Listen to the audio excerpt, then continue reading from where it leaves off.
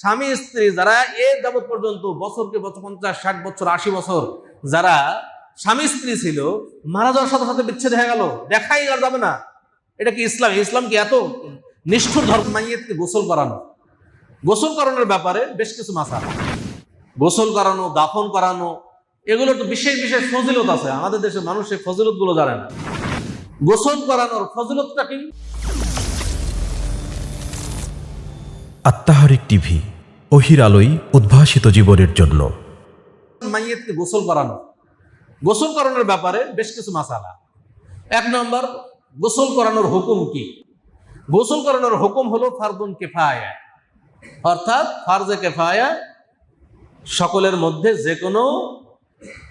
যে কয়জন দ্বারা যথেষ্ট হবে সেই কয়জন দিয়ে যদি হয়ে যায়, তাহলে বাকি সবার জন্য সেটা সবার পক্ষ থেকে যথেষ্ট হয়ে যাবে ইনশাআল্লাহ। ফরজে কিফায়া হলো যে সবার পক্ষ থেকে একজন করলে, আর ওটা যদি দায়িত্ব হয়ে যায়, পালন হয়ে যায়, তাহলে এটা সবার পক্ষ থেকে হয়ে যাবে। এই ফরজে কিফায়া। গোসল করানোর ফজিলতটা কি? গোসল করানো, দাফন করানো, এগুলো তো বিশেষ বিশেষ ফজিলত আছে। আমাদের দেশের মানুষ এই ফজিলত গুলো জানে না। বিশেষ ফজিলত রাসূল সাল্লাল্লাহু আলাইহি ওয়াসাল্লাম বলছেন, মান গাসসালা মুসলিমান, কেউ যদি কোনো মুসলিম ব্যক্তিকে, মাইয়েত মুসলিমকে গোসল করায়, ফাকাতামা আলাইহি, এবং তার গোপনীয়তা রক্ষা করে, তার গোপন বিষয়কে প্রকাশ না করে, গাফারাল্লাহু লাহু 40 মাররা, তাহলে আল্লাহ তাআলা তাকে 40 বার ক্ষমা করবেন। সে 40 বার বড় বড় পাপ করলে 40 বার আল্লাহ তাআলা তাকে ক্ষমা করে দেবেন। মাইয়েতকে গোসল দেওয়ার ব্যাপারে আরেকটা বিষয় আমাদের দেশে যেটা আছে, যে একজন মানুষ যখন মারা যায়, স্বামী মারা গেলে স্ত্রীকে দেখতেই দেওয়া হয় না।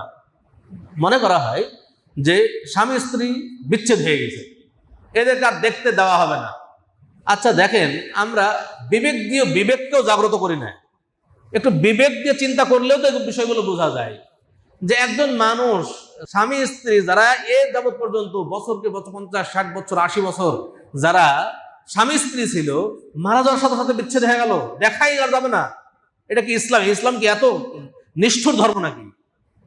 আবার দেখেন, ওই মাইয়েতকে সবাই দেখছে দুনিয়ার, আর ওর নিজের স্ত্রীকেই দেখতে দিবে না। এত বড় নিষ্ঠুর ইসলামের বিধান হতে পারে না। অতএব এগুলো মানুষের বানোয়াট, মানুষ বানায় আছে এগুলো। রাসূল সাল্লাল্লাহু আলাইহি ওয়াসাল্লাম হাদিস দেখেন, রাসূল সাল্লাল্লাহু আলাইহি ওয়াসাল্লাম বলছেন আয়েশা রাদিয়াল্লাহু তাআলা আনহাকে লক্ষ্য করে, আয়েশা রাদিয়াল্লাহু তাআলা আনহাকে রাসূল সাল্লাল্লাহু আলাইহি ওয়াসাল্লাম বলছেন, মা দাররাকে, তোমার কোনো ক্ষতি হতো না। কখন? লাউ মিত্তে কাবলি, যদি তুমি আমার পূর্বে মারা যেতে, ফাকুমতু আলাইকে, তাহলে আমি তোমার সামনে দাঁড়াইতাম, ফাগাসসালতুকে, আমি তোমাকে গোসল দিতাম, ওয়া কাফফানতুকে, আমি তোমাকে কাফন পরাইতাম, ওয়া সাল্লাইতু আলাইকে, এবং আমি তোমার জানাজার সালাত পড়াইতাম, ওয়া দাফফানতুকে, আমি তোমাকে নিজে দাফন করতাম। কে বলছে? রাসূল সাল্লাল্লাহু আলাইহি ওয়াসাল্লাম আয়েশা রাদিয়াল্লাহু তাআলাকে বলছে, আমার পূর্বে যদি তুমি মারা যাও তো তোমার কোনো ক্ষতি হবে না ইনশাআল্লাহ। কেন? কারণ আমি তোমাকে গোসল দিব, আমি তোমাকে কাফন পরাবো, আমি তোমার জানাজা সালাত আদায় করাবো, আমি তোমাকে নিজ হাতে দাফন করাবো। এটা রাসূল সাল্লাল্লাহু আলাইহি ওয়াসাল্লাম বলছেন আয়েশা রাদিয়াল্লাহু তাআলা আনহা। আরেকটা হাদিস দেখুন, আন আসমা বিনতে উমাইস ক্বালাত, আসমা বিনতে উমাইস রাদিয়াল্লাহু তাআলা আনহা তিনি বলছেন, গাসসালতু আনা ওয়া আলী রাদিয়াল্লাহু তাআলা আনহু ফাতিমাতা বিনতা রাসূলিল্লাহ সাল্লাল্লাহু আলাইহি ওয়াসাল্লাম, আমি এবং আলী রাদিয়াল্লাহু তাআলা আনহু দুইজন মিলে ফাতেমা রাদিয়াল্লাহু তাআলা আনহাকে গোসল করিয়েছি। তাহলে আলী রাদিয়াল্লাহু তাআলা আর ফাতেমা রাদিয়াল্লাহু তাআলা কে ছিলেন? রাদিয়াল্লাহু তাআলা আনহা দুজন স্বামী স্ত্রী ছিলেন। আলী রাদিয়াল্লাহু তাআলার স্ত্রী ছিলেন কে? ফাতেমা রাদিয়াল্লাহু তাআলা আনহা।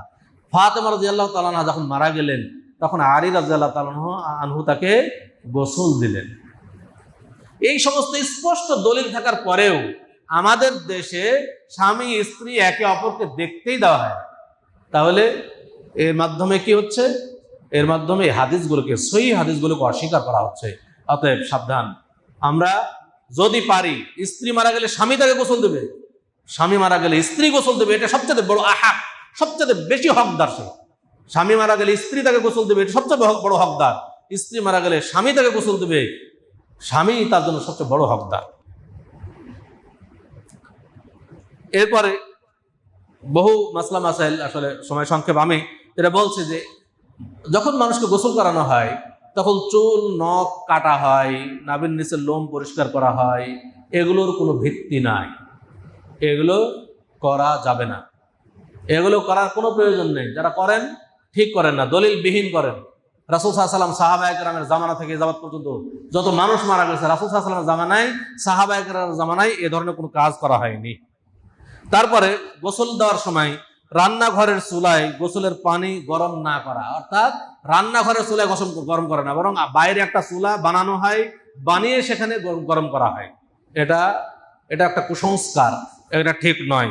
তারপরে গোসলের জায়গায় 3 দিন পর্যন্ত খাবার ও পানির কলসি রাখা হয়। গোসলের জায়গায়, যে জায়গায় মাইয়িতকে গোসল করানো হয়, আমাদের সমাজে বহু জায়গায় সেখানে খাবার এবং পানির কলস রাখা হয় 3 দিন যাবত পর্যন্ত। মনে করে যে মাইয়িত রূহ মানা এসে সেই খাবার খাবে, পানি পান করবে, নাউযুবিল্লাহ। এই ধরনের ভ্রান্ত ধারণা, এগুলো কোনো ভিত্তি ইসলামে নাই, এগুলো থেকে বেঁচে থাকতে হবে। গোসলের জায়গায় কয়েকদিন যাবত বাতি জ্বালিয়ে রাখা হয়, আমাদের দেশে অনেক জায়গা আছে, এটা জায়েজ নয়, এগুলো কুসংস্কার। মৃতের প্রতিটি অঙ্গ ধোয়ার সময় দোয়া ও জিকির করা হয়, এগুলো কোনো ভিত্তি ইসলামে নাই, কোনো দলিল নাই, এগুলো থেকে আমরা বেঁচে থাকবো ইনশাআল্লাহ।